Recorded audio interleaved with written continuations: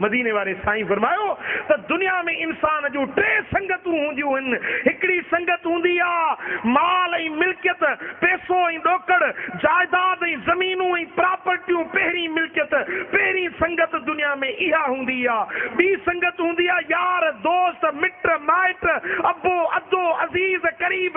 ॿी दुनिया में इहा इंसाननि जी संगत हूंदी आहे। ऐं टी संगत वरी अमलनि जी हूंदी आहे। मदीने वारे मीर फरमायो मौत अची वियो त पहिरीं संगत हिते टुटी।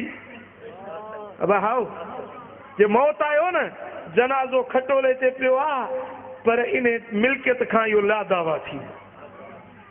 ज़मीन ते दावा टुटी। बंगुलनि जी जायुनि जो जेका दावा रखियूं वेठो हुयो सा इते ई टुटी। साह निकिरण सां पहिरीं संगत टुटी। ऐं ॿी संगत वरी एतिरी वफ़ादारी कंदा जो कुल्हे कांधी थी क़ब्र ताईं ते छॾींदा।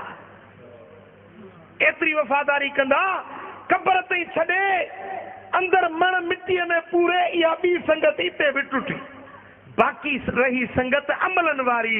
जे चङा अमल कयई, जे नेकी जा अमल कयई त इन जी क़ब्र जन्नत जो बागीचो बणजी वेंदी। पर जे बुरा अमल कयई, बेहयाइन वारा अमल कयई त इन जी क़ब्र जहन्नम जो खड्डो बणाई वेंदी। मुझे आका फरमायो, मदीने वाले साईं फरमायो अल कबर रोज़तुम मिन रियादिल जन्नति वल कबर हुफ़रतुम मिन हुफ़रिन नीरान।